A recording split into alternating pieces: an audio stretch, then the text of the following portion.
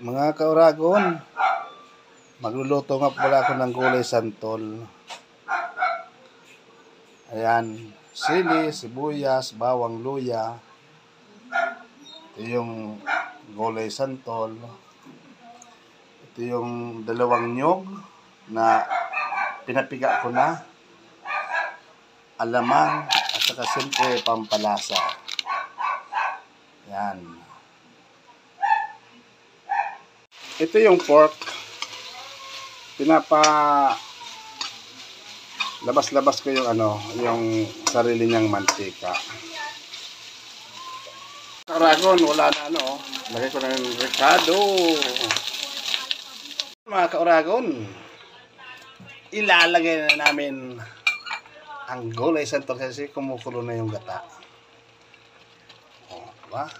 Nako, sira naman ang diet ko nito mga kauragon. Tamang-tama bukas, ito yung baong ko kasi Delta sira ako bukas. Ayan pangalawang balot na gata mga kauragon. Ilagay na namin. Yan, sigurado magmamantika na yan. Ayan mga kauragon, minimikos-mikos na yung santol.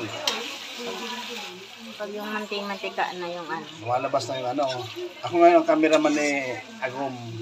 Siya ngayon ang chef cook. ba't nasunog? Ba? Sige na, Mantikaon yan. Okay na mga kauragon. Ayan magmamantika na yung gulay santol naman natin para bukas. Ayan wala na naman. Sira na naman ang diet ni Uragon. Hindi na makapagpahinga yung bitukan ito.